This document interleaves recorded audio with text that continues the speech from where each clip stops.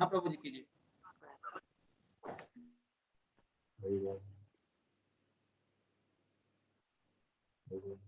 बोलिए जगदीश प्रभुपाद की जय। जय राधा माधव जय हरि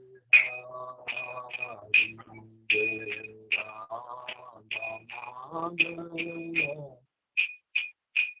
जय सुंदरी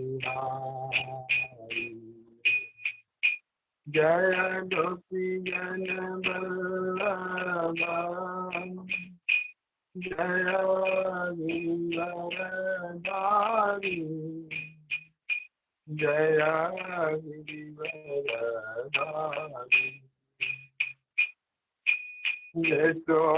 यशोदानंदन ब्रज जनरंजन यशोदानंदन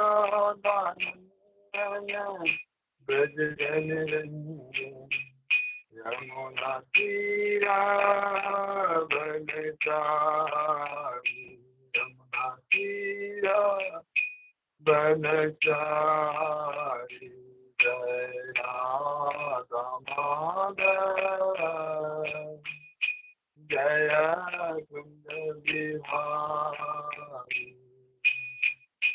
हरे कृष्णा कृष्ण कृष्ण हरे हरे हरे राम राम राम हरे हरे हरे कृष्णा कृष्ण कृष्ण हरे हरे हरे राम राम राम हरे हरे हरे कृष्ण कृष्ण कृष्ण हरे हरे हरे राम राम राम हरे हरे गोविंद बोलो हरि गोपाल बोलो गोविंद बोलो हरि गोपाल बोलो राधा रमन हरि गोविंद बोलो राधा रमन हरि गोविंद बोलो जय राधा दामोदर राधा दामोदर जय राधा गोपीनाथ राधा गोपीनाथ राधा जय राधा गोविंद राधा गोविंद राधा जय राधा मधुसूदन राधा मधुसूदन राधा जय राधा माधव राधा माधव राधे जय राधा कुंज हरि राधा कुंज हरि राधे जय राधा रस हरि राधा रस हरि राधे जय राधा श्याम सुंदर राधा श्याम सुंदर राधे जय राधा केशव राधा केशव राधे जय जगन्नाथ जय जगन्नाथ बलदेवा जय सुभद्रा जय गौरनिताय गौरनिताय गौरनिताय जय गौरनिताय जय जय गुरुदेव गुरुदेव गुरुदेव जय जय प्रभुपाद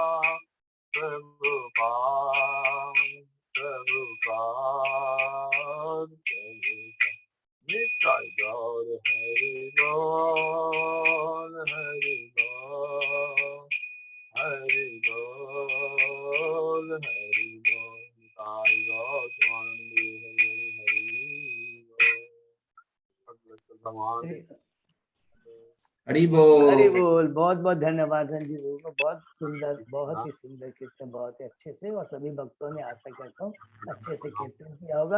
अभी हम लोग मंगलाचरण करते हैं, ठीक है। ओम अज्ञान तिमिरांधस्य ज्ञानांजन शलाकया चक्षुरुन्मीलितं येन तस्मै श्री गुरुवे नमः। श्री चैतन्य मनोभीष्टं स्थापितं येन भूतले स्वयं रूप कदा मह्यं ददाति स्वपदान्तिकम्।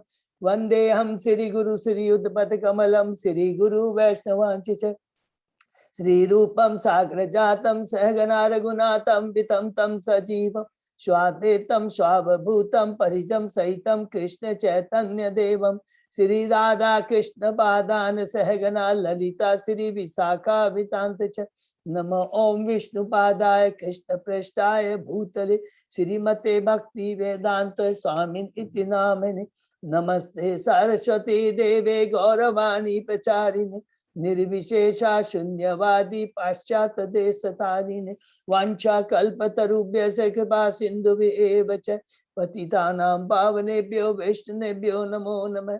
नमो महावदान्याय कृष्ण प्रेम पदायते कृष्णाय कृष्ण चैतन्य नामने गौरत्पिसे नमः। हे कृष्ण करुणा सिंधु दीन बंधु जगतपते गोपेश गोपिका कांत राधा कांत नमस्तुते। तप्त कांचन गौरांगी राधे वृंदावनेश्वरी विश्वानुसुत देवी प्रणमामि हरिप्रिय। नीलांचल निवासाय नित्याय परमात्मने बलभद्र सुभद्रायां जगन्नाथाय ते नमः। जय श्री कृष्ण चैतन्य प्रभु नित्यानंद श्री अद्वैत गदाधर श्रीवासादि गौर भक्तबिंद मुखम करोति वाचालम पंगु लंगे गिरिम यत्कृपातम हम वंदे श्री गुरु मदीन तारिण परमानंद माधवम श्री चैतन्य ईश्वरम। हरे कृष्ण कृष्ण कृष्ण हरे हरे हरे राम राम राम। श्री श्री मंगलाचरण की जय। श्रीला प्रभुपाद की जय। ये मंगलाचरण है, हम सब भक्तों को डेली पक्का करना चाहिए और पार्टिसिपेट कर। बहुत ही बिना इस मंगलाचरण में देखिए हम लोग गुरु आचार्य कृष्ण राधा पंचतत्व भगवान सबकी कृपा मांगते हैं, और उनकी कृपा के बिना हम एक शब्द भी मुंह से नहीं निकाल सकते। तो अवश्य हम लोग मंगलाचरण में जरूर पार्टिसिपेट कराएं, ठीक है ना। हरे कृष्णा। तो बहुत बहुत धन्यवाद सब भक्तों को। और आज के इस भागवतम में, इस चर्चा अध्ययन में सभी भक्तों का हार्दिक स्वागत है। हम बहुत ही भाग्यशाली हैं। भगवान श्री गुरु आचार्य साहब की बहुत बड़ी कृपा है कि हम लोग कई दिनों से श्रीमद् भागवतम चर्चा अध्ययन पाठ कर रहे हैं, और अभी कैंटे 2 का लास्ट अध्याय भागवतम सभी प्रश्नों का उत्तर, उसका हम अध्ययन कर रहे हैं। उसके पहले हम लोगों ने 9 अध्याय कंप्लीट किए हैं, जिसको हम लोग क्विक दोहराएंगे उसको। सर्वप्रथम पहले अध्याय में इस अनुभूति का शुभारंभ, जो पहला अध्याय पहला, जिसमें सुखदेव गोस्वामी जी परीक्षित महाराज के 2 महत्वपूर्ण प्रश्न हैं कि मनुष्य को इस जीवन में क्या करना चाहिए और मृत्यु के समय उसे क्या करना चाहिए। दोनों का एक ही उत्तर देते हैं कि भगवान की भक्ति, इसीलिए ये मनुष्य योनि मिली है। और उसके बाद में उसी पहले अध्याय में भगवान विराट परीक्षित सुखदेव गोस्वामी जी कहते हैं, जिन लोगों को भगवान के साकार रूप अभी नए दीक्षित नए भक्त, उनको भगवान के विराट रूप का ध्यान करना चाहिए। और फिर दूसरे अध्याय में कहते हैं कि शीर्षक है हृदय में भगवान, जिसमें कहते हैं कि जब भक्ति करते करते धीरे धीरे उसकी आध्यात्मिक उन्नति होती है, तो उसको किसका ध्यान करना चाहिए? परमात्मा का ध्यान, जो हृदय में विराजमान है। और अभी भी जिनकी भौतिक इच्छाएं खत्म नहीं हुई और उत्सुकता है भौतिक जगत में भोगने की, जानने की, कुछ प्राप्त करने की, तो उन्हें क्रम मुक्ति का मार्ग अपनाना चाहिए। तीसरे अध्याय में हृदय परिवर्तन, जिसमें सुखदेव गोस्वामी जी बताते हैं देवताओं के बारे में, जो हमें भगवान के जो अंश है, वो भगवान के ही अक्सर शक्तिशाली अंश है, जिनको भगवान विशेष शक्ति विशेष दायित्व दे करके इस भौतिक जगत में भेजते हैं। और जिनकी जैसी ऐसी भौतिक इच्छाएं अलग अलग देवताओं के पास जाकर वो अपनी इच्छाओं की पूर्ति कर सकते हैं। लेकिन देवता हमें भौतिक चीज दे सकते हैं, लेकिन भौतिक जगत से छुटकारा नहीं, वो एकमात्र श्री कृष्ण दे सकते हैं। इसीलिए तीसरे अध्याय के 10वें श्लोक में बहुत कहा गया है कि जो कामी अकामी मोक्षकामी जो भी है, उधार भी जितने भी है, उनको भगवान के पास ही जाना चाहिए। बहुत इंपॉर्टेंट श्लोक है, क्योंकि भगवान क्या है करते हैं, हमारी भौतिक इच्छाएं जो कि बंधन का कारण है उसको काटते हैं और अपनी भक्ति प्रदान करते हैं। इसलिए भगवान के पास जाने से हमारे को परम जो लक्ष्य की प्राप्ति होती है वो देवता नहीं दे सकते। और उसी प्रकार उसमें शौनक ऋषि बड़ा सुंदर ग्लोरिफिकेशन करते, बोलते हैं बाकी ये मनुष्य चोला बड़ा ही दुर्लभ है, और ये जितना भी मनुष्य शरीर है, जितनी भी इंद्रियां हैं, जो भी हमारे पास है, वो भगवान की सेवा में लगाना चाहिए, नहीं तो वो बेकार है। अलग अलग इंद्रियों का कितना सुंदर वर्णन करते हैं। उसके बाद में 3 प्रश्नों का उत्तर 3 अध्याय में भक्ति, जो 2 प्रश्न के उत्तर उसको अच्छे से डिटेल में समझा के ये स्थापित करते हैं भगवान की भक्ति ही परम हमारा उद्देश्य है। वो भी क्या है, श्रवण कीर्तन है। फिर हम 4थे अध्याय में प्रवेश करते हैं। परीक्षित महाराज सुखदेव गोस्वामी से भगवान के सृष्टि चक्र के बारे में पूछते हैं। सुखदेव गोस्वामी जी उत्तर देने के पहले भगवान का ग्लोरिफिकेशन करते हैं। आप ही श्रेयपति हैं, आप ही यज्ञपति है, आप ही ध्यानपति, आप ही लोकपति है, आप ही यदुपति है, आप ही परम गति है, सब कुछ आप है। और जो कुछ भी आपकी कृपा से हम बद्धजीवों को इस भौतिक जगत में मिला है, ये शरीर भी याद रखें, इनको शरीर ये सब कुछ जो मिला है आपकी सेवा के लिए मिला है, हमें अपनी इंद्रिय तृप्ति के लिए नहीं मिला है। और उसके बाद में कहते हैं कि ये सुत गोस्वामी सॉरी ये परीक्षित महाराज, आपके ये सृष्टि चक्र का जो प्रश्न है, ये मैं ब्रह्मा जी और नारद के बीच जो संवाद हुआ उसके माध्यम से बताऊंगा। हम 5वें अध्याय में प्रवेश करते हैं। सर्व कारण कारण भगवान श्री कृष्ण, जिसमें ब्रह्मा जी 6 प्रश्न करते हैं, नारद जी उनका एक एक करके उत्तर देते हैं। लेकिन उत्तर देने के पहले कहते हैं कि हे पुत्र, तेरा जो भ्रम है, मैं ही सृष्टि करता हूँ, पालन करता हूँ, संहार करता हूँ, तुमने मकड़ी के जाल का एग्जाम्पल दिया, ये सत्य नहीं है, ये भ्रम तुमको निकालना होगा। और जब इस भौतिक जगत में जीव आता है तो माया और 3 गुणों के प्रभाव में आकर वो भ्रमित हो जाता है और अपने को क्या करता है, पहले प्रोप्राइटर, अपने को ही क्या maintainer, proprietor, doer and controller अपने को मान लेता है। तो ये ऐसा नहीं है, जो कुछ है वो सब भगवान श्री कृष्ण है। वही क्या है, क्रिएटर है, मेंटेनर है, डिस्ट्रॉयर है, सब कुछ उन्हीं से आता है। और मैं तुम्हारे 5 प्रश्नों का उत्तर एक एक करके देता हूँ। यत रूपम, यत अधिष्ठातम, यत परम और यत सृष्टिम, ये 4 प्रश्नों का उत्तर इसमें देते हैं। जीव और परमात्मा में क्या अंतर है वो बताते हैं। और फिर 6वें अध्याय में प्रवेश करते हैं। तो बाकी जो 2 प्रश्न रहते हैं, यत संसतम माने डिस्ट्रक्शन, और तत्व ये भौतिक जगत में जो इंग्रेडिएंट्स जो आते हैं वो कहाँ से आते हैं, इसका बहुत डिटेल में उत्तर देते हैं। और यथ रिष्टिम के बारे में देखिएगा, बहुत इंपॉर्टेंट, हमको अच्छे से समझना, हमने प्रयास किया है समझने का डिस्कस। और इसी का देखेंगे कि आगे हम लोग ये 10वां अध्याय पढ़ रहे हैं, सब में उनका ही रेफरेंस आ रहा है। और आगे भी हम देखेंगे कि इसका सर्ग और विसर्ग का हमें वर्णन आएगा। जिसको यदि थोड़ा भी कंफ्यूजन है तो भी जरूर पूछे।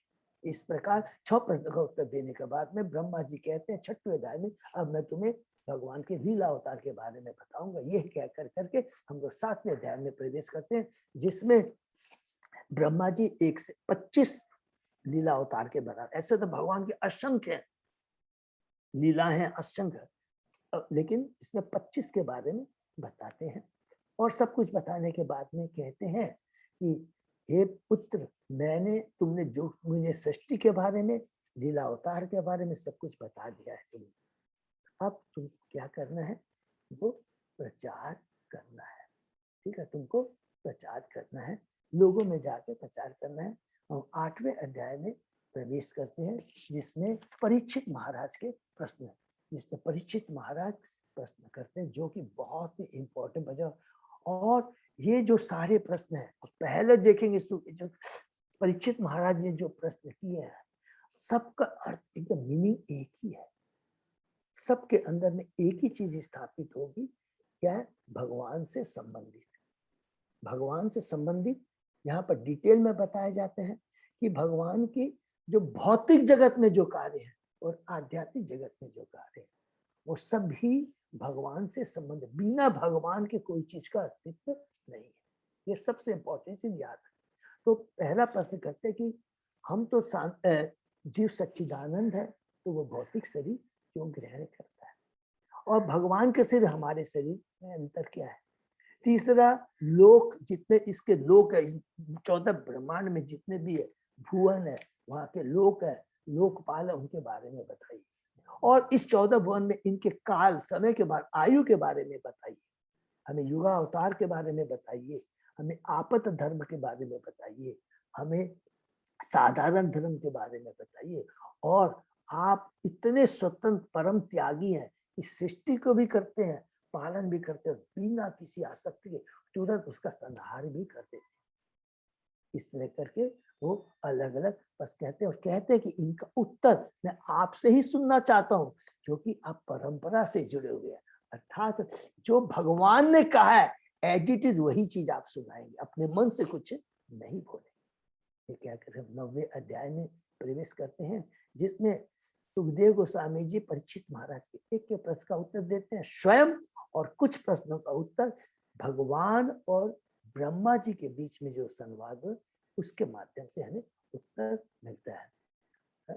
भगवान के वचन का उदाहरण देते हुए प्रश्नों का उत्तर, ये हमें 9वें अध्याय में मिलता है, जिसमें कहते हैं प्रथम प्रश्न का उत्तर कि जीव भगवान का अंश है, लेकिन उसके पास जो अल्प स्वतंत्रता जो भगवान ने दी है, भगवान कभी भी उसमें इंटरफियर नहीं करता। ये बहुत इंपॉर्टेंट चीज हमको याद रखना, क्योंकि इसको ध्यान में रखेंगे तो कई प्रश्नों का उत्तर हो जाएगा। जो अभक्त लोग भी कई बार प्रश्न करते हैं तो उसके बाद में उनको उत्तर देने में कभी भी हिचकिचाहट नहीं होगी, कि अल्प स्वतंत्रता में भगवान कभी भी इंटरफियर नहीं करते, चाहे वो पाप वन विचार इच्छा डीजा पाप पूर्ण इच्छाएं हो या भक्ति पूर्ण इच्छाएं हो, भगवान दोनों को पूरा करते हैं। और इसीलिए देखिए, जब भी कहते हैं कि पाप पूर्ण भी इच्छाएं पूरा करते हैं, तो लिखा है वर्ड दयालु भगवान, क्योंकि भगवान क्या है, अल्प स्वतंत्रता में कभी हस्तक्षेप नहीं करते। और जब हमारी पाप पूर्ण इच्छाएं होती हैं तो भगवान को ये सृष्टि की रचना करनी पड़ती है, और इस सृष्टि में आकर कर कर करके हमें 84 लाख योनों में घूमना पड़ता है। लेकिन जो भाग्यशाली है, भगवान के भक्तों से मिल जुड़ जाते हैं, समझ जाते हैं, और जीवन का क्या लक्ष्य है उसको ध्यान में रखते। इस भौतिक जगत से, मतलब भौतिक जगत से निकलने का मतलब है 3 गुणों से ऊपर उठना, माया के प्रभाव से उठना। ये भौतिक जगत, इसी को बोलते हैं रियल मुक्ति। इस भौतिक जगत में रहते हुए हम मुक्त, अर्थात हमारे ऊपर 3 गुणों का प्रभाव, माया का प्रभाव नहीं पड़ेगा अगर हम भगवान के भक्तों से जुड़े रहेंगे, श्रवण कीर्तन स्मरण के माध्यम से। यही चीज तीसरे श्लोक में बताते हैं कि जब भक्ति करते हैं तो चेतना शुद्ध हो जाती है, आदमी जो भ्रमित रहता है वो भ्रम हट जाता है। वेद ब्रह्मा जी के बारे में हमने पढ़ा, बहुत डिटेल में सुंदर बताते किस प्रकार ब्रह्मा जी ने भगवान की आराधना की, पूजा की, भक्ति की।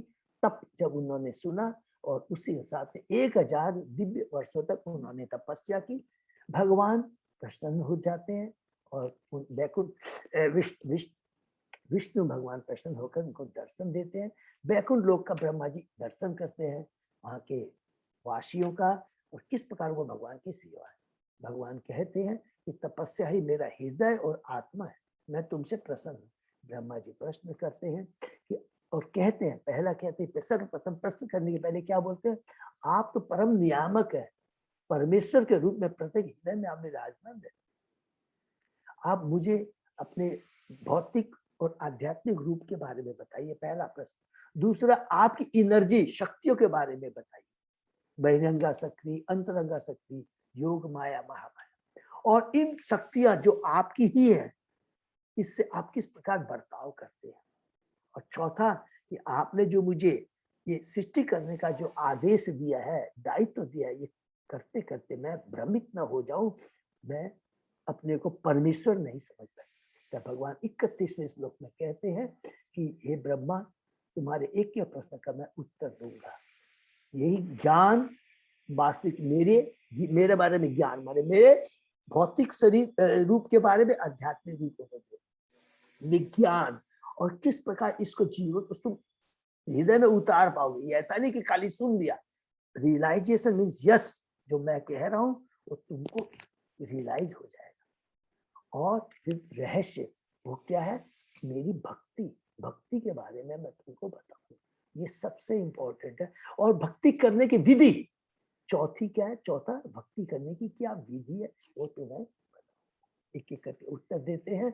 और 33, 34, 35, 36 श्लोक में भगवान इसका बहुत डिटेल में हमने डिस्कशन किया करके फिर भगवान अंतर्धान हो जाते हैं। ब्रह्मा जी भगवान के आदेश के अनुसार कर्म कांड, ज्ञान कांड, उपासना, कर्म कांड दक्ष को, ज्ञान कांड 4 कुमारों को। 4 कुमार भगवान ब्रह्मा जी के ही पुत्र हैं, जो कि नारद जी से बड़े हैं, सीनियर है, पहले उनको, और उसके बाद में ब्रह्मा जी को उपासना कांड देते हैं। और उसके बाद में क्योंकि भक्ति का ज्ञान नारद जी को देते हैं, उनको भागवतम सुनाते हैं, और नारद जी किसको सुनाते हैं, व्यासदेव जी को सुनाते हैं, और उसमें 10 लक्षण के बारे में बताते हैं जिसका हम लोगों ने सुना। तो 10वें अध्याय में हम प्रवेश करते हैं, भागवतम सब प्रश्नों का उत्तर, जिसके अंदर में हम लोगों ने जो भागवतम के 10 विषय हैं, उसके बारे में अभी सबको याद भी हो गया होगा अच्छे से। सर्ग, विसर्ग, स्थानम, स्थाना का मतलब समझ में आ गया, क्योंकि ज्योग्राफिकल पार्ट की सब लोगों की अलग अलग प्लेनेट की कैसे क्या पोजीशन है और कैसे कैसे उसमें जीव रहते हैं। पोषणम, जिस कैसे भगवान पोषण करते हैं। उति का हमने बहुत बार डिस्कस किया है कि हमारा इंक्लिनेशन माने हमारी सोच प्रवृत्ति कैसी है, जैसी रहेगी वैसा ही शरीर, वैसे हमें शरीर मिलेगा जब इस भौतिक जगत में हम आते। इंक्लिनेशन बहुत इंपॉर्टेंट है, हमने एग्जाम्पल दिया था इसका प्रहलाद महाराज का और हिरण्यकशिपु का भी, ठीक है। फिर मनवंतर अलग अलग, एक ब्रह्मा जी के एक दिन में 14 मनु आते हैं, तो उनके बारे में डिटेल में हम पढ़ेंगे 8वें कैंटो में। फिर ईशानु कथा माने भगवान और भगवान के भक्तों की कथा, उसके बाद में निरोध, ये 9वां कैंटो में रहेगा ईशानु कथा, और निरोध मीन्स डिस्ट्रक्शन जो कि 12वें कैंटो में।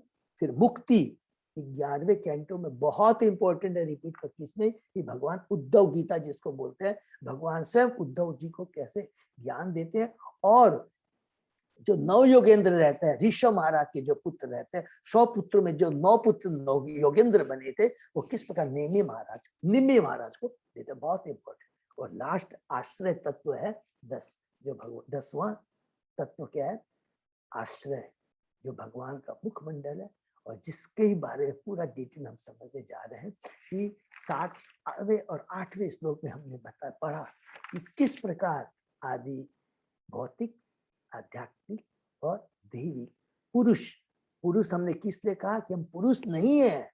यहाँ पर पुरुष इसलिए कहा गया क्योंकि हम पुरुष बनने का प्रयत्न करते हैं। पुरुष का मतलब होता है प्रोप्राइटर, डूअर एंड कंट्रोलर। परम सब कुछ भगवान का ही है, और जो कुछ भी करते हैं भगवान ही करते हैं, और जो भी कंट्रोल होता है वो भगवान से ही होता है, उसी को पुरुष बोलो, वही परम पुरुष है। लेकिन हम जब अपने को पुरुष बनने का प्रयत्न करते हैं, इसलिए यहाँ पर पुरुष शब्द यूज किया गया है। और हमने कहा था कि सब एक दूसरे पर निर्भर करते हैं, जितने भी तत्व हैं सब एक दूसरे पर निर्भर करते हैं। सूर्य का एग्जाम्पल याद रखेंगे हम लोग, है आंखें हैं, आंखें देने के लिए जो चक्षु होता, रोशनी है, वो भी है। सूर्य देवता से रोशनी आती है, वो भी है। लेकिन अगर आत्मा शरीर में नहीं है तो तीनों बेकार है। और आत्मा किसका अंश है, परमात्मा। तो परम आश्रय परमात्मा, ये हमने डिटेल में पढ़ा। उसके बाद में हमने गर्भोदक्षाय विष्णु के बारे में पढ़ा कि किस प्रकार वो विष्णु जब असंख्य ब्रह्मांड कर देते हैं तो किस प्रकार गर्भोदक्षाय विष्णु एक एक ब्रह्मांड में प्रवेश करते हैं। और उसके बाद में कारणोदक्षाय विष्णु, गर्भोदक्षाय विष्णु और गार्भोदक्षाय विष्णु, कारणोदक्षाय विष्णु, गर्भोदक्षाय विष्णु और चिरोदक्षाय विष्णु, जो परमात्मा के रूप में एक एक अणु में प्रवेश करते हैं। तो हमने पढ़ा था कि जितने भी एक एक अणु है, तत्व है, जिसमें अगर जो है बिना भगवान की कृपा के उसका कोई अस्तित्व नहीं है। जल में स्वाद, अग्नि में ताप, सब कुछ है वो भगवान से ही आता है। फिर नारायण के बारे में उसके पहले हमने पढ़ा था। नर मीन्स भगवान, नारा माने जो जल, गर्भोदक्षाई सागर का जो जल है वो नाराज कहते हैं उसको, जो कि भगवान ने अपने पसीने से किया था और उसमें भगवान शयन करते हैं, तो नारायण। ठीक है, और उसके बाद में 17वें श्लोक से विराट रूप का एक एक करके हमने डिटेल में वर्णन किया कि किस प्रकार ये सारी जो इंद्रियां, कर्मेंद्रिया, ज्ञान है, किस तरह डेवलप हुई। तो हम लोगों ने सबसे पहले पढ़ा कि जब विराट रूप के द्वारा विचलित करना जीवन शक्ति प्राण ने भूख प्यास को उत्पन्न किया, तब विराट रूप को खाने पीने की इच्छा व्यक्त हुई, तो पहले मुंह बना। और हमारे अजय पदापो ने बहुत ही सुंदर चार्ट हम लोगों को पोस्ट कर दिया, एकदम रेडी रिकॉर्डर है, तो उससे सबको, किसी को मन इतना सुंदर चार्ट, किसी में जरा भी कंफ्यूजन नहीं है। क्रॉस इंद्रिया, सूक्ष्म इंद्रिया, सेंस ऑब्जेक्ट और अलग अलग सेंस, बहुत सुंदर से एकदम माने रेडी रिकॉर्डर है। हम लोग बस जस्ट स्पीड करके निकल जाते हैं। तो पहले मुख, उसके बाद में जीभ, सॉरी मुख से तालु, तालु और फिर से जीभ उत्पन्न हुई, जीभ से माने स्वाद पाने की इच्छा हुई है, और उसके बाद में जब बोलने की इच्छा हुई तो वाणी है, मुख से वाणी, और फिर मुख से अधिष्ठाता देव अग्नि। अलग अलग देवता, सेंस देवता के बारे में प्रभु ने बहुत अच्छे से लिखा है, जरा भी कंफ्यूजन नहीं होना चाहिए। अगर किसी को कंफ्यूजन होगा तो मेरे ख्याल से नहीं है, तो जरूर आप लोग पूछ लेंगे। उसके बाद में हमने नाक के बारे में, गंध घ्राण शक्ति है, अलग उनके देवता पढ़ दूं क्या? प्रभु ने बहुत अच्छा जो लिखा है, तो सबको याद होगा। घ्राण किसके हैं? इसके अश्विनी कुमार है, ठीक है। इनके सेंस देवता कौन है? अश्विनी कुमार। उसके बाद में चौथा क्या है? आंख के बारे में। आंख जो है, और आंख के अंदर जो रोशनी आती है, सेंस, सटल सेंस है, और इसके देवता कौन है? सूर्य देवता है। पांचवा हम लोगों ने पढ़ा कान के बारे में, कि कान श्रोत्र, सुनने की शक्ति है, और इसके देवता है दिग्ग देवता है। छठवा हमने पढ़ा कि त्वचा के बारे में, स्पर्श के बारे में। इसमें दो देवता है, मैंने चार बहुत सुंदर से कर दिया है। दो देवता है, एक तो त्वचा है, जैसे हमको स्पर्श लगता है, और रोम, त्वचा और रोम ये लिखा है, और हेयर लिखा, बाल लिखा है, त्वचा हेयर। इसका सेंस ऑब्जेक्ट क्या? हेयर। और ये किन दो देवताओं से आती है? पहला इसमें लिखा हुआ है वायु देवता, और दूसरा महिरू देवता, ठीक है। उसके बाद में हमने पढ़ा हस्त के बारे में, सातवां हस्त के बारे में, अर्थात उसमें शक्ति आती है। वो माने हाथ है लेकिन शक्ति नहीं है, पैरालाइज हो गए, तो इस हाथ का कोई महत्व नहीं है। तो वो जो शक्ति है, बलम जिसको बोलते हैं, यहाँ लिखा बलम, हाथ बल, और इसके देवता कौन है? इंद्र है। उसके बाद में हमने पांव के बारे में पढ़ा, कि पांव का हमने कहा कि हमें यूज कैसे करना चाहिए। ये सारी इंद्रियों का हमें यूज क्या है? प्रभुपाद जी ने डिटेल में बताया, हमें भगवान की सेवा में यूज करना चाहिए। तो लिखा है कि पांव बहुत इंपॉर्टेंट है, तो पांव के बारे में बहुत डिटेल में लिखा है कि इससे हम लोग मूव कर सकते हैं, और इसके सेंस देवता कौन है? उपेंद्र है। तो यहाँ तक हम लोगों ने पढ़ा था शायद, है। उसके बाद में आज हम लोग पढ़ेंगे, ठीक है। तो एक बहुत सुंदर ढंग से इस चार्ट में दिया, प्लीज जिसको एकदम याद कर लेंगे हम लोग, सब लोग मिलकर। Thank you so much Ajay Pratap Prabhu.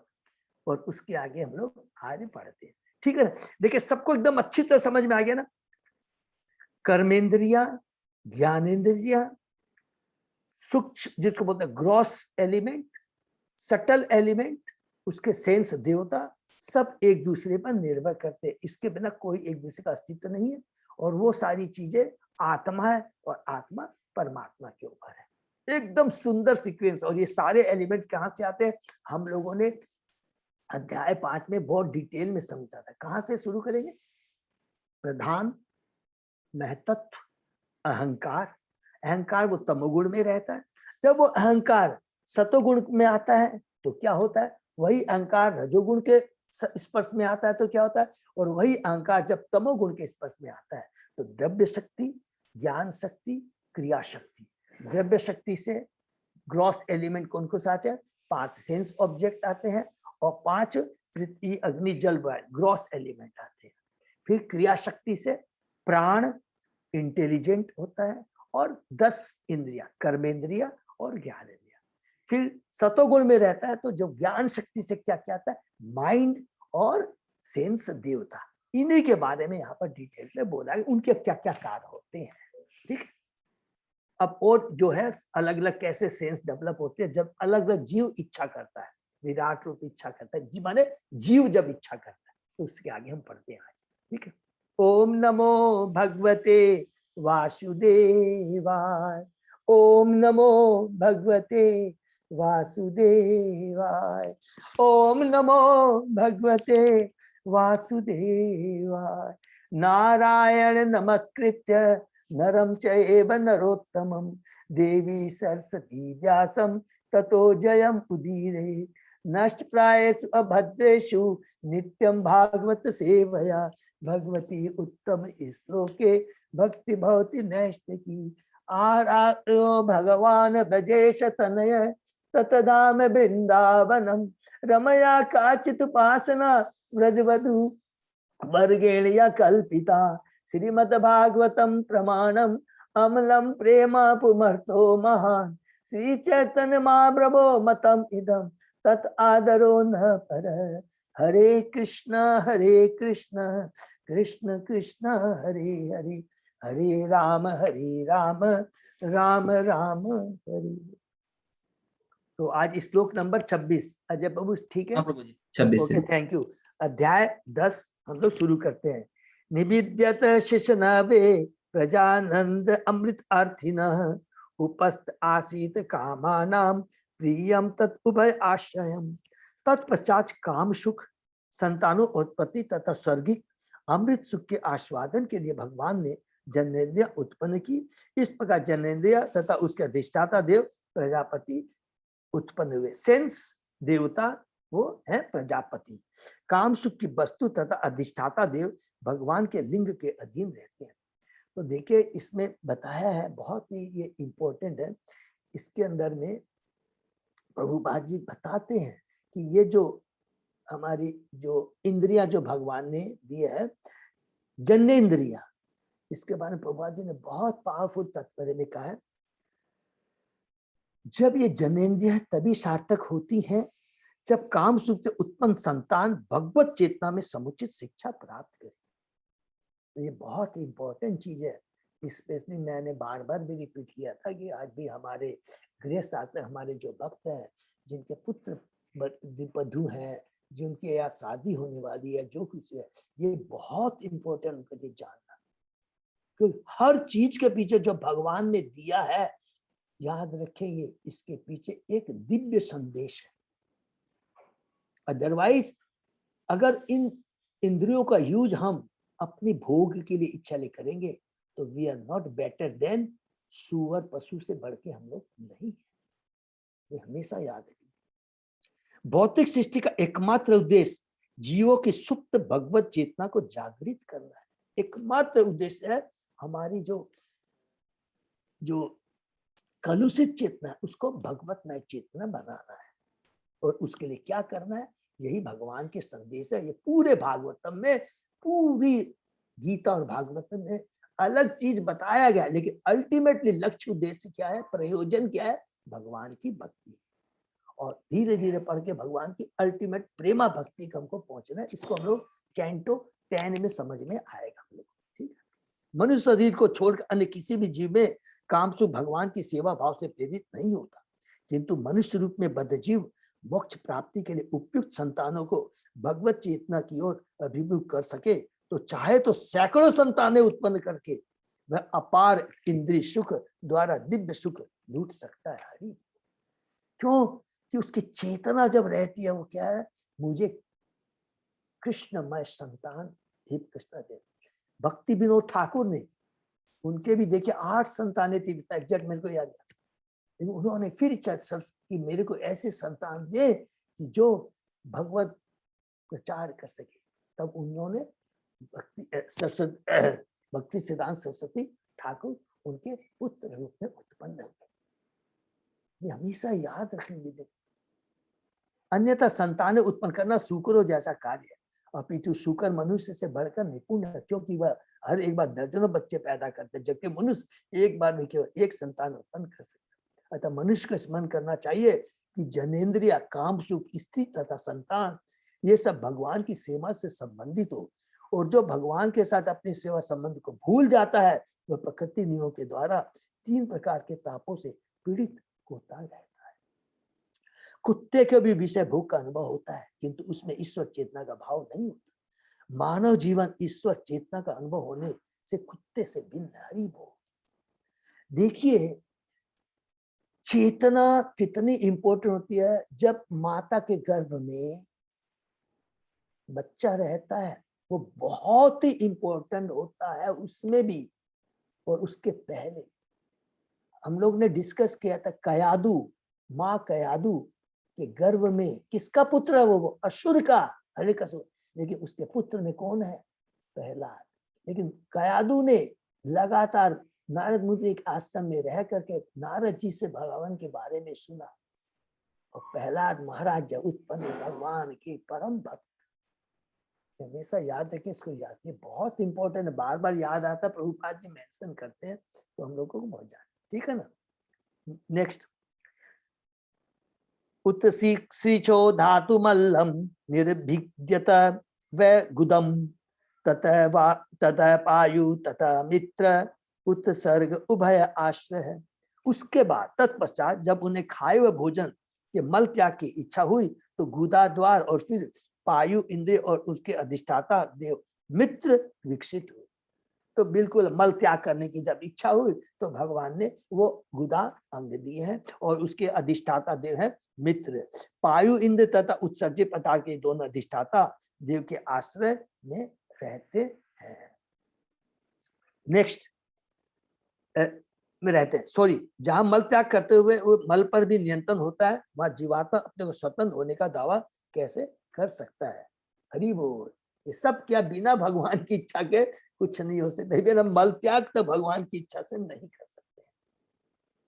Next, आशीषो पुरः पुरिया नाभि द्वारम अपांत तत्र अपान ततः मृत्यु पृथकवम उभय आश्रयम।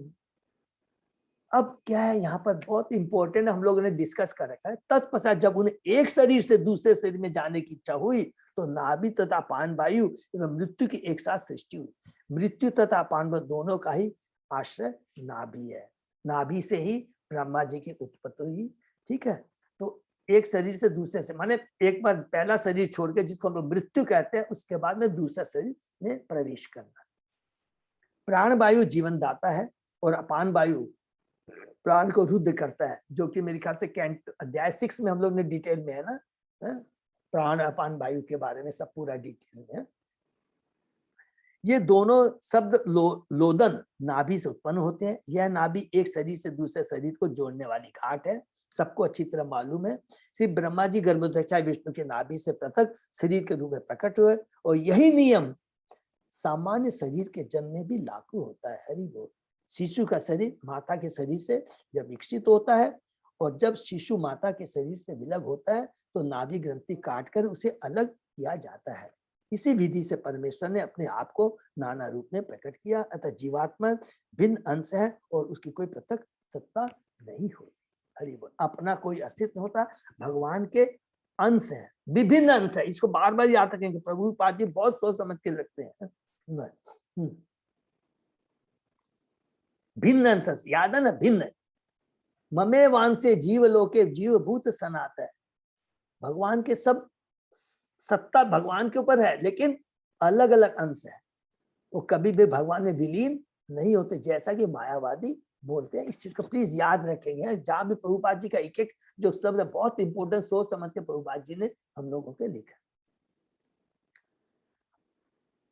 आदि सतो अन्नपानानाम आसन कुचि अंत्र नाढ़य नद्य समुद्रा च तयो तुष्टि पुष्टि उपापचय तत् आश्रय। जब भोजन तथा जल की इच्छा हुई तो क्या है? पेट। तो उदर, आते तथा धमनियां प्रकट हुई। नदियां तथा समुद्र इनके पोषण तथा उपाचय के स्रोत है। ठीक है, तात्पर्य पढ़ते हैं। आत्मा के अधिष्ठाता देवा सेंस देवता, यहाँ पर लिखा नदियां है, और धमनियों के धन माने नर्व, धमनिया माने नर्व भी बोलेंगे ना, के समुद्र है। उदर को भोजन तथा जल प्रदान करने से पोषण होता है और भोजन तथा जल के उपापाच्य से शारीरिक क्षय शक्तियों का स्थानांतर होता है। अतः शारीरिक स्वास्थ्य आंतों तथा धमनियों की स्वस्थ क्रिया पर निर्भर रहता है। नदियां तो इन दोनों के अधिष्ठाता देव है और ये आंतों तथा धमनियों को स्वस्थ रखते हैं। कौन कौन से देवता बताती है? नदियां और समुद्र। सिंपल है। नेक्स्ट, दिदिध्यासो आत्मायाम हृदयम निर्भिद्यत तत मन चंद्र इति संकल्प काम एव च। जब उन्हें अपनी शक्ति के कार्यकलापों के विषय में सोचने की इच्छा हुई तो हृदय, हरि बोल, हृदय माने मन का स्थान है। मन, चंद्रमा, संकल्प तथा इच्छा का उदय, हृदय की उत्पत्ति हुई, जिसके अंदर में माइंड, इंटेलिजेंट, अहंकार और चित्त, चेतना। ठीक है। प्रत्येक जीव का हृदय परमात्मा का निवास स्थान, हरि बोल। जीवात्मा उसकी उपस्थिति के बिना अपने पूर्व कर्मों के अनुसार कार्य करने की शक्ति प्राप्त नहीं कर सकता। जीवात्मा इस संसार में बद्ध है और अपनी अपनी प्रवृत्ति के अनुसार इस सृष्टि में प्रकट होती है और इनमें से प्रत्येक को परमात्मा के निर्देशन के अंतर्गत भौतिक शक्ति द्वारा आवश्यक भौतिक शरीर प्राप्त होता है। भौतिक शरीर बार बार हमने डिस्कस कर लिए हैं और वही एक एक चीज बता रहे हैं और इसको पूरा गाइडेंस किससे मतलब परमा उपदेष्टा अनुमंता। इसकी व्याख्या भगवत गीता में की गई है। अतः जब परमात्मा बद्ध जीव के हृदय में स्थित रहता है तो बद्ध जीव में मन उत्पन्न होता है, वह अपने कार्य के प्रति उसी प्रकार सचेष्ट होता है जिस प्रकार नींद से जगने पर मनुष्य को अपने कार्य का भान होता है। परमात्मा जो हमको उपदेष्टा अनुमंता के रूप में हमें गाइड करते हैं। अतः जीवात्मा में भौतिक मन तभी उत्पन्न होता है जब परमात्मा हृदय में बसता है, हरि बोल। इसके बाद मन, उसका अधिष्ठाता देव चंद्रमा, मन का अधिष्ठाता देव सब नोट कर लेंगे क्योंकि प्रभु ने बहुत अच्छा चार्ट दे दिया तो उसी से हम लोग नोट कर लेंगे, चार्ट बना लेंगे। अधिष्ठाता देव, मन के अधिष्ठाता देवता क्या? चंद्रमा है। और फिर मन के कार्य सोचना, अनुभव करना तथा इच्छा करना होते हैं। मन के कार्य हृदय से प्रकट हुए बिना प्रारंभ नहीं हो सकते और हृदय तभी प्रकट होता है जब भगवान भौतिक सृष्टि के कार्यकलाप देखने की इच्छा करते हैं। तो परमात्मा, तो हृदय के बारे में बताया और हृदय में माइंड, इंटेलिजेंट, अहंकार और चित्त, ये उससे उत्पन्न होते हैं। नेक्स्ट, त्वक चर्म मांस रुधिर मेदम मज्जा अस्ति धातव भूमि अप तेज मया सप्त प्राण व्योम अम्बु वायु भी। त्वचा, चर्म, मांस, रक्त, मेदा, मज्जा तथा अस्थि, शरीर के ये 7 तत्व पृथ्वी, जल, अग्नि से बने। हरि बोल। ये जो सिंपल चीज है कि पृथ्वी जल से, ये जो भौतिक जो ग्रॉस एलिमेंट है ये किससे बने? पृथ्वी, जल, अग्नि से बने हैं। जबकि प्राणों की उत्पत्ति आकाश, जल तथा वायु से, अर्थात ग्रॉस इंद्रिया और सटल इंद्रिया। ग्रॉस इंद्रिया किसके से बनी है? पृथ्वी, जल और अग्नि से। और सटल इंद्रिया किससे बनी है? प्राणों की आकाश, जल तथा वायु से। वेरी सिंपल है। तात्पर्य पढ़ते हैं। संपूर्ण भौतिक जगत की रचना प्रमुखतः पृथ्वी, जल तथा अग्नि, इन 3 तत्वों से हुई है, किंतु प्राण की रचना आकाश, वायु तथा जल से। इस प्रकार स्थूल तथा सूक्ष्म भौतिक सृष्टि दोनों ही में जल उपनिषद तत्व है। माने जल का महत्व प्रभुपाद जी यहाँ बता रहे हैं। ग्रॉस शरीर और सटल शरीर के लिए जल बहुत ही उपयुक्त है और भौतिक सृष्टि में अत्यधिक विशिष्ट तथा आवश्यक होने के कारण जल इन 5 तत्वों में प्रमुख है। हरि बोल।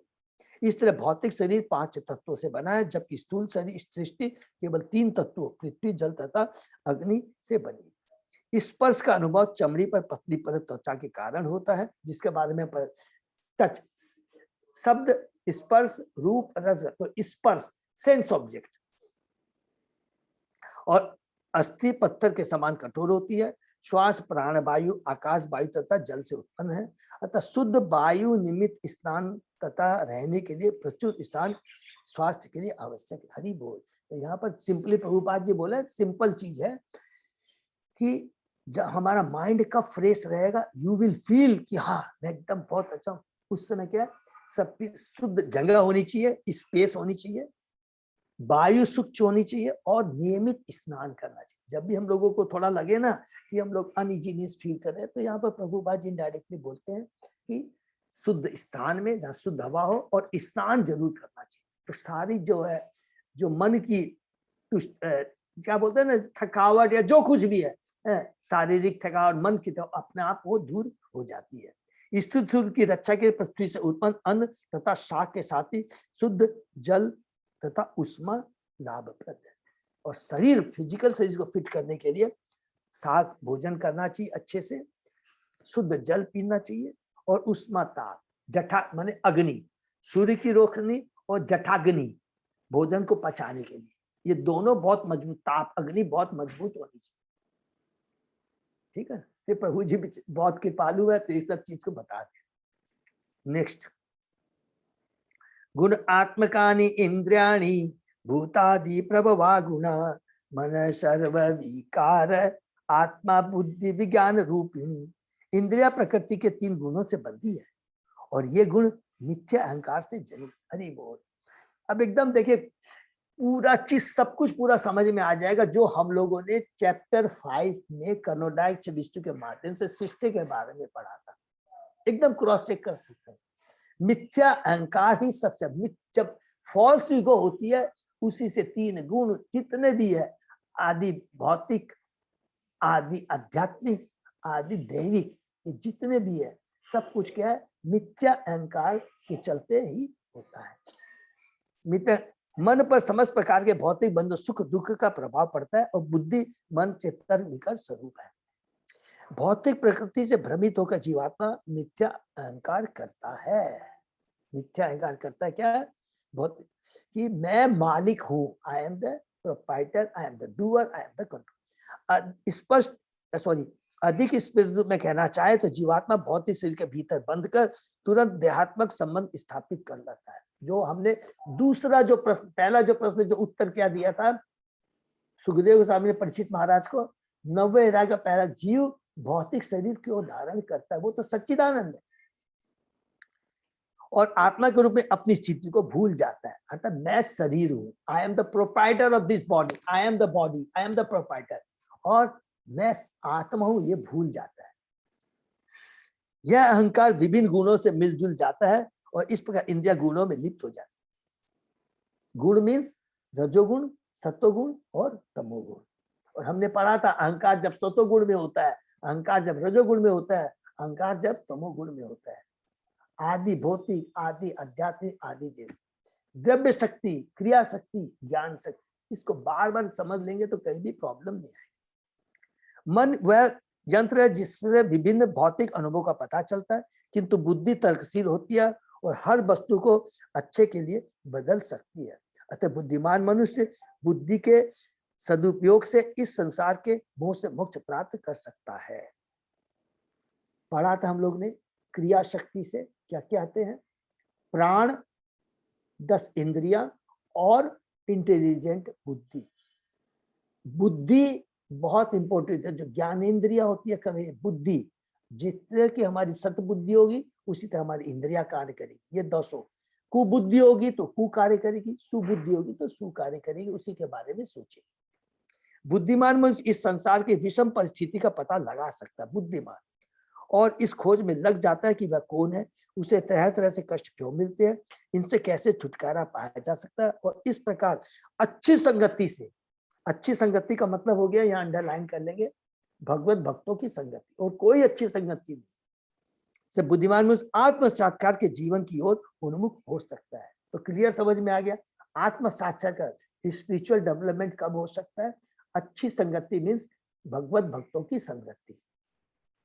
अतः यह सलाह दी जाती है कि बुद्धिमान मन उन ऋषि मुनियों की संगति करे जो मुक्ति के पथ पर अग्रसर। ऐसी संगति से वह से उपदेश प्राप्त कर सकता है जिनसे बद्ध जीव की पदार्थ के प्रति आसक्ति कम हो सकती है।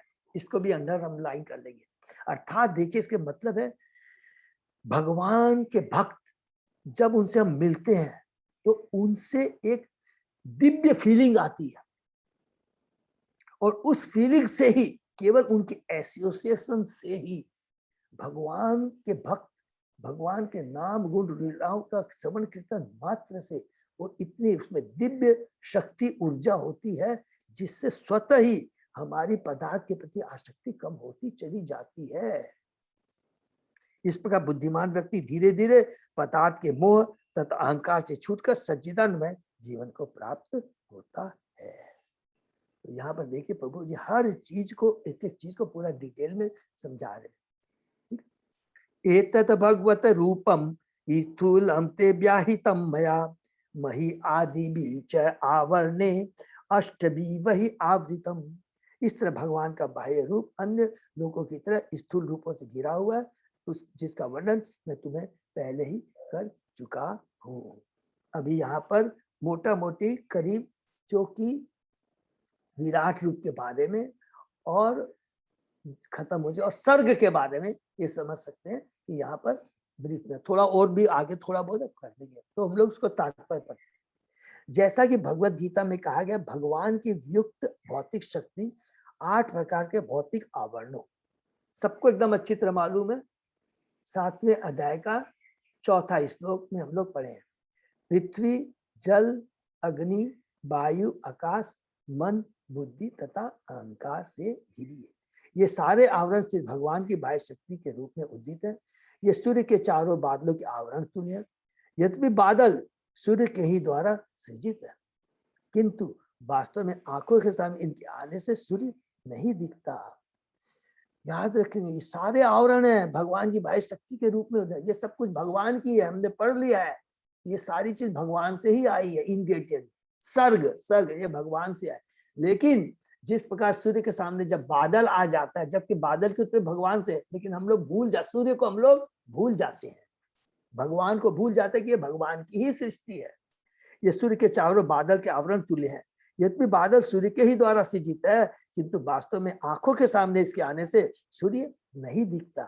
सूर्य बादलों से नहीं छिप सकता, क्योंकि बादल आकाश में कुछ भी 100 मीलों तक ही फैले रह सकते हैं, किंतु सूर्य लाखों मील से भी अधिक विशाल है।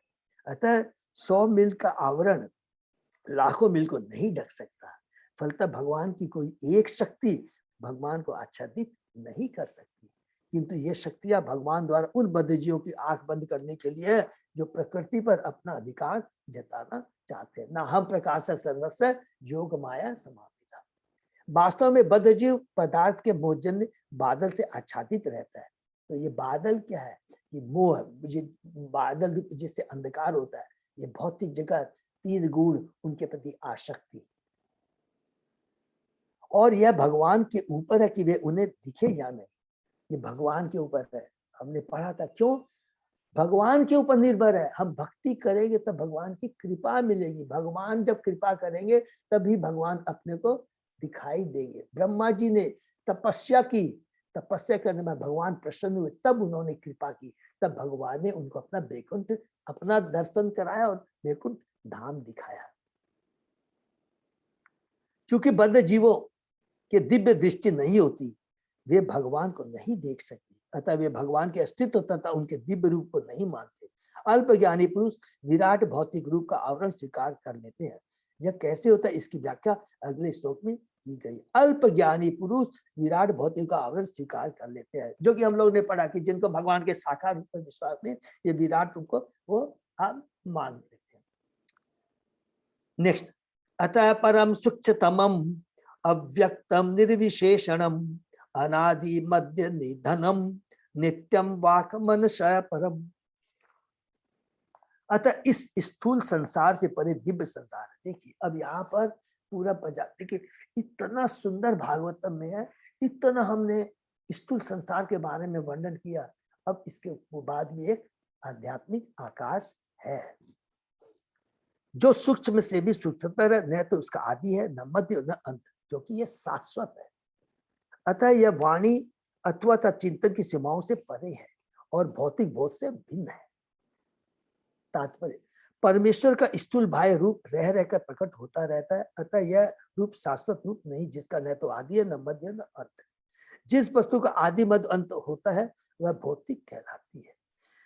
इस भौतिक जगत का प्रारंभ भगवान से हुआ, अतः जगत के प्रारंभ में पूर्व भगवान निश्चय ही सूक्ष्म से सूक्ष्म दिव्य रूप में रहते हैं। हमने पढ़ा है पहला क्वेश्चन कौन सा, जो कि चतुर्थ श्लोकी भागवतम में पहला क्या है, आपका भौतिक शरीर और आध्यात्मिक शरीर के बारे में। तो भगवान कहते हैं कि मैं ये भौतिक जगत करता हूं तो मेरा ये विराट रूप मेटल फॉर्म है, लेकिन जब ये विनाश हो जाता है तो इसका मतलब नहीं कि मैं नहीं रहता हूं, भगवान हमेशा रहते हैं।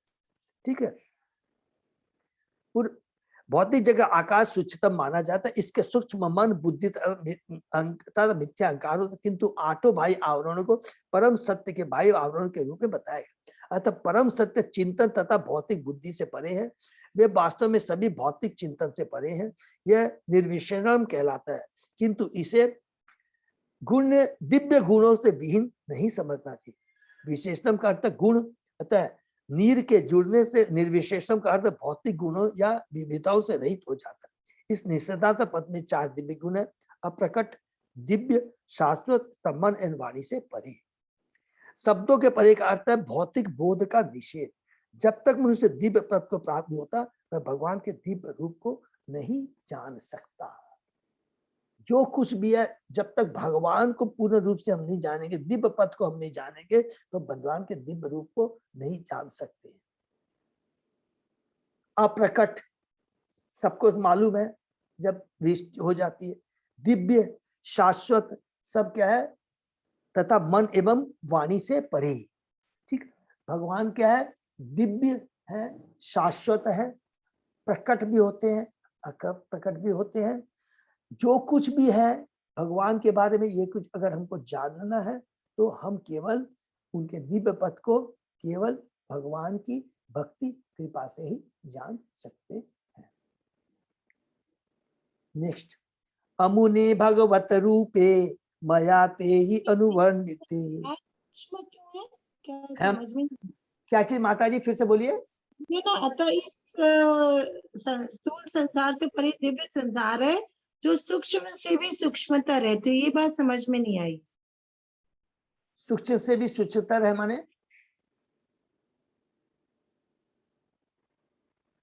इसमें लिखा हुआ है ना बार बार कि जैसे जगत के प्रारंभ के पूर्व भगवान निश्चय ही सूक्ष्म से सूक्ष्म दिव्य रूप में रहते हैं। हाँ। तो सूक्ष्म रूप में कैसे रहते हैं?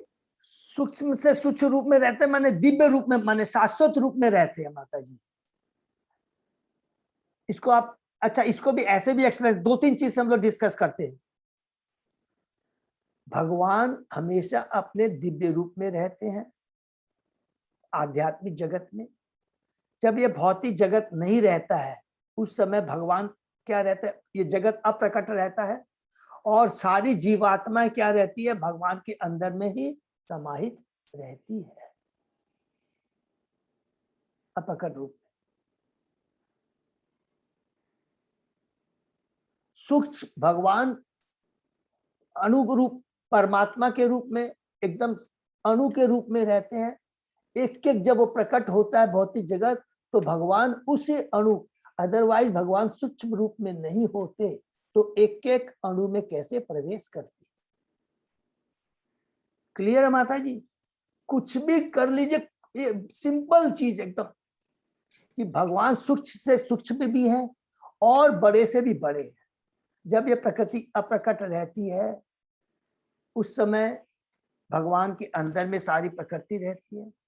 जब प्रकृति भगवान, जब ये भगवान प्रकृति को प्रकट करते हैं, कितना विराट जगत पूरा बन जाता है। ये पूरा विराट जगत कितना बड़ा है। और जो भगवान परमात्मा के रूप में सूक्ष्म से सूक्ष्म अणु के अंदर में भी प्रवेश कर जाते हैं। इसको आप अपने ढंग से किसी तरह भी एक्सप्लेन कर सकते हैं, यहाँ कोई भी भक्त किसी से भी डिस्कस करिए, सिंपली बोलेंगे भगवान सब कुछ है, सूक्ष्म में भी है, सूक्ष्म से सूक्ष्म में भी है, बड़े से विराट में भी है, सब कुछ भगवान पर ही है। प्रकट भी है, अप्रकट भी है, दिव्य है, शाश्वत है। इनका ये भौतिक जगत है, जब अप्रकट रूप में रहता है तब भगवान उसको प्रकट करते हैं अपने का पुरुषावतार के रूप में। और जब भी परमाणु का यदि एक वर्ड में हम यूज करेंगे तो आपको समझ में आ जाएगा कि भगवान कितने सूक्ष्म से सूक्ष्म है। अणु के अंदर भी प्रवेश, बिना सूक्ष्म अणु में कैसे प्रवेश कर सकते हैं? ठीक है, कार्तिक नाथ कृष्णदास प्रभु, मोहन प्रभु, हाँ अगर प्रभु। और कुछ बोलना चाहेंगे इसके ऊपर? नहीं ठीक है, जैसे सूक्ष्म से सूक्ष्म होता है, इससे बड़ा भी हो सकता है, दोनों पॉसिबल है, दोनों पॉसिबल है। और इसमें एक चीज मैं और स्ट्रांगली बोलना चाहूंगा, ये बहुत बड़ी चीज नहीं है, ये चीज अष्ट सिद्धियां जिनके पास है वो भी कर सकते हैं, हमने पढ़ा था। सबको याद है ना, सूक्ष्म से सूक्ष्म हो सकते हैं, हल्का हो सकता है, भारी हो सकता है, ये कोई बहुत बड़ी चीज नहीं है। ये सब चीजें, ये सब भगवान और भगवान में भक्ति में सब कुछ इंक्लूड है। इसको और डीप में हम जाएंगे, अर्थात यहाँ बोलने का मतलब क्या है कि भगवान कुछ भी कर सकते, सब कुछ भगवान में है। एक जो भगवान का जो शुद्ध भक्त होता है, एग्जाम्पल आपको दे बताता हूं, जो आध्यात्मिक जगत में जाते हैं, जो आध्यात्मिक जगत के अंदर में जितने जीव है, कोई भी यहाँ पर बताइए क्या उनमें अष्ट सिद्धियां नहीं होती है? होता है, सब कुछ है, वो कुछ भी कर सकते हैं, अपने नाक से खाना खा सकते हैं, मुंह से सुन सकते हैं, सब कुछ है। प्रत्येक जीव वहां पर सचल है, अचल कुछ भी नहीं है। हम बद्रियों को लगता है ऐसा है। तो यहाँ पर प्रभु इधर दिव्य जगत को सूक्ष्म से सूक्ष्म बोल रहा है, मतलब भगवान के लिए नहीं बोला है। एक्चुअली जो इसमें लिखा ना परपट में, अनुवाद में, हाँ। ये बोलते हैं जो दिव्य जगत है वो सूक्ष्म से सूक्ष्मतर है, लिखा है। ऐसा जगत के पार में पूरे भगवान निश्चित सूक्ष्म दिव्य रूप में रहते हैं।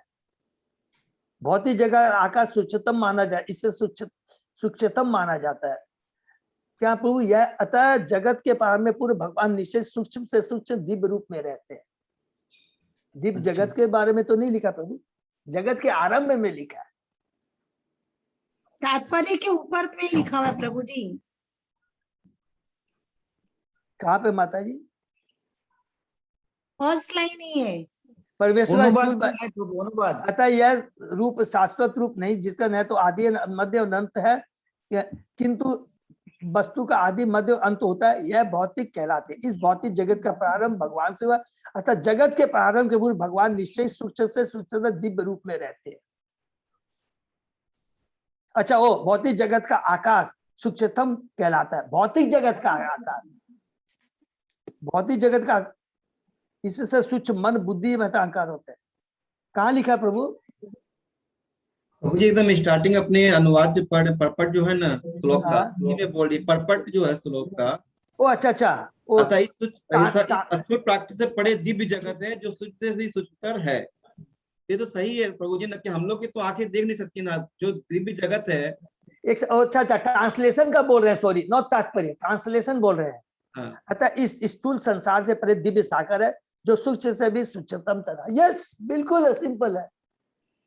दिव्य आकाश है जो कि सूक्ष्म सूक्ष्मतर, माने ये भौतिक, हमारी भौतिक चेतना, हमारी भौतिक दृष्टि से परे है, हमारी भौतिक कल्पना से बाहर है, हम परे से बाहर है। यस, उससे परे है। न तो इसका आदि है, न मध्य और अंत। अतः यह वाणी अथवा चिंतन की सीमाओं से परे और भौतिक बोध से, माने ये हमारी भौतिक इंद्रियों से परे है। इसको इस रूप में एक्सप्लेन कर सकते हैं प्रभु, मतलब अचिंत है, अचिंत है प्रभु। यस यस, सिंपल एकदम, हाँ, अचिंत है ये, माने भौतिक जगत। संक्षिप्त में हम लोग बताएंगे, यहाँ समाप्त करने पहले भौतिक जगत के बारे में बता दें कि लास्ट में यह स्टार्ट किया क्या है कि इस सूक्ष्म सर से परे एक दिव्य संसार है जो अचिंत है, जो सूक्ष्म से सूक्ष्मतर है, दिव्य है, शाश्वत है। इसका न कोई सृष्टि होती है, न पालन होता है, न संसार होता है। भगवान वहां है, जो वहां के जो जीव है सब कुछ क्या है, दिव्य है, और सब में भगवान जैसे गुण है, सारे वो सारे कार्य।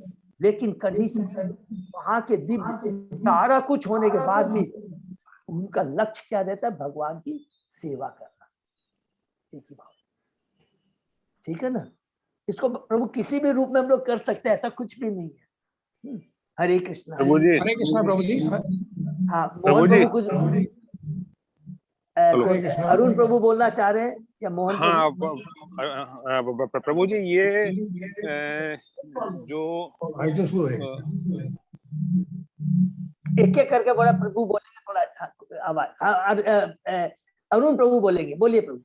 हाँ प्रभु जी, ये जो सूक्ष्म में वाली जो बात है, ये प्रभु जी साइंटिफिक रूप में ना, it is called God particles.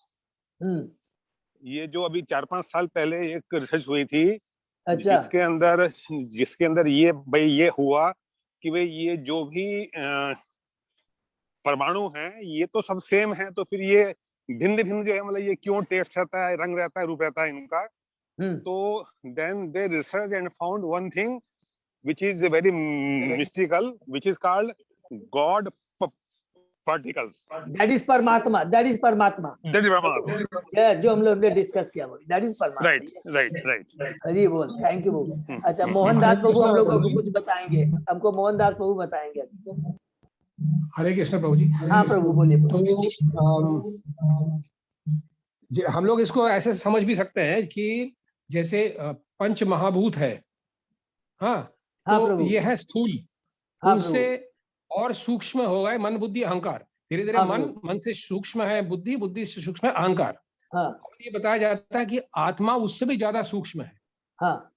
अच्छा, आत्मा क्या है? आत्मा है ब्रह्म, आत्मा है स्पिरिचुअल, आत्मा दिव्य चीज है, आत्मा कोई इस जगत का नहीं है, आत्मा सच्चिदानंद है। वैसे और आत्मा क्या है हमको बताया जाता है, आत्मा गुणात्मक रूप से भगवान जैसे ही है। बिल्कुल। अर्थात जैसे कि आत्मा सबसे ज्यादा सूक्ष्म है, भगवान भी सबसे ज्यादा सूक्ष्म है। जहां तक हम स्थूल वस्तु के साथ तुलना करेंगे तो सूक्ष्म से मतलब स्थूल से सूक्ष्मतर होते होते होते बिल्कुल सूक्ष्मतम है ये आत्मा, क्योंकि ये सच्चिदानंद है, ये दिव्य है और ये इस जगत का नहीं है, ट्रांसेंडेंटल है। तो उस तरीके से प्रभुपाद जी समझा रहे हैं कि हम जैसे हम हैं, भगवान हुए या हम हुए, हम भी ब्रह्म हैं, तो हम कोई भी स्थूल चीज के बराबर नहीं हो सकते। हम सबसे ज्यादा हम इतने सूक्ष्म हैं कि कोई हमको नाप नहीं सकता है, या हमारे वो मटेरियल क्वालिटीज भी हम में नहीं है। हरी बोल, बिल्कुल। इस प्रकार से हमको लग रहा है कि मतलब धीरे धीरे ग्रेडेशन है, and spirit is totally subtle, it is totally subtle. बिल्कुल। हाँ, लेकिन प्रभु इधर जगत के बारे बोल रहा है। वही मैं बोल रहा हूँ, वही मैं बोल रहा हूँ, भगवान के लिए नहीं बोल रहे हैं। हाँ प्रभु, मोहन प्रभु ठीक है प्रभु, सब कुछ मैं बता रहा हूँ। वो हम लोगों ने अरुण प्रभु, मोहन प्रभु ने बहुत अच्छा बताया, बहुत सुंदर ढंग से बताया। देखिए कितना सुंदर से बताया, ग्रॉस एलिमेंट, सटल एलिमेंट, मन बुद्धि अहंकार, उससे भी सूक्ष्म है। आत्मा हम लोग को पढ़ा है, बाल के एक अग्र भाग के 1000 गुण 10,000 गुना से भी छोटा है। फिर हमने अभी परमात्मा का डिस्कस किया, जो एक एक अणु के अंदर में प्रवेश कर जाता है। बिल्कुल आपने सही कहा।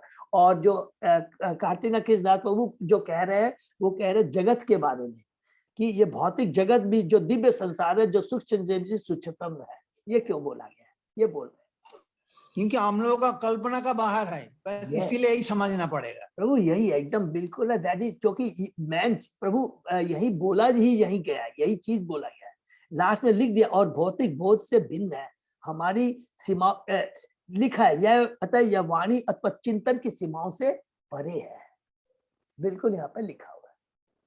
मीन्स हम कोई भी अपनी भौतिक इंद्रियों से, चिंतन से हम उस सूक्ष्म से सूक्ष्मतर, ऐसे बोलेंगे, इस सूक्ष्म से सूक्ष्मतर जो भगवान परमात्मा के रूप में एक एक अणु में प्रवेश कर जाते हैं, जो कि शाश्वत धाम में जो प्रवेश करते हैं, वो हमारी भौतिक चेताओं से परे है। बस सिंपली इसको ऐसे एक्सप्लेन कर सकते। और किसी का कोई एक्सप्लेन करना चाहे, बोलना चाहे, अपने बताएं तो बता सकते। मोहन प्रभु? नहीं, ठीक है प्रभु जी, हरे कृष्ण। हरे कृष्ण है। तो यही चीज है। तो हम लोग, सॉरी अब टाइम हो गया, हम लोग यही समाप्त देते हैं। तो यहाँ पर देखिए एंड कर रहे हैं हम लोग 34 में, ये याद करते हुए कि भगवान ने भौतिक जगत के बारे में बता रहे हैं, और ये कितना ये मामूली नहीं है। ये साइंटिस्ट लोगों के लिए, जो कि विज्ञानी जो बोलते हैं हम लोग ये कर नहीं करते, ये करने के बाद भी बताते हैं कि जो दिव्य संसार है उसकी तुलना ही अलग है, जो कि 75% है, और पूरी सृष्टि का भौतिक जगत तो केवल 25% है। हरे कृष्णा, ठीक है ना। तो ये अभी हम लोग इसके बाद में यहाँ पर मोटा मोटी सर्ग के बारे में पूरा कंप्लीट हो चुका है। अब शायद इसके बाद में विसर्ग के बारे में संक्षिप्त में हम लोग पढ़ेंगे और दूसरे कैंटो की समाप्ति होगी। और इसी को जितना भी हम लोग पढ़ेंगे प्लीज हम लोग सोमवार को डिस्कस करेंगे इस बारे में। हरे कृष्णा हरे कृष्णा हरे कृष्णा हरे कृष्णा। हम लोग यही पे विराम। अजय प्रभु सॉरी आप लेट हो गया, किसी का कोई प्रश्न तो नहीं है और या कोई अनाउंसमेंट है? में कुछ नहीं है, खाली मैंने मैसेज किया है, कोई माताजी लोग को मालती फूल के बारे में सर नहीं पता था, तो बलराम गोविंद प्रभु जी मैसेज किए हैं, तो मैंने जगन्नाथ ग्रुप में भी फॉरवर्ड कर दिया। प्रभु थोड़ा बता देंगे प्लीज, थोड़ा क्या मालती फूल किस तरह के होते हैं, कोई माताजी लोग शायद पूछ रही थी हमारे। अच्छा ओके ओके वो दे दिए हैं, उनका मैंने फोटो और वो भेजा है। आज के मतलब आज मालती फूल चढ़ाना है अपने को प्रभु जी। अच्छा प्रभु ये भी थोड़ा आपको लिखा है क्या? मैं पूछना पड़ गया, बलराम पूछा वो किस अंग में चढ़ाना, ऐसा कुछ है क्या? माथे पे हेड पे। हरि बोल, थैंक यू सो मच प्रभु। हरि बोल, अजय प्रभु की जय। हरि बोल। तो और गुरु महाराज ने भी दिया था और मैंने बताया था ना, मालती फूल नहीं मिले तो क्या करना है? जूही चढ़ा देना। हरे कृष्णा।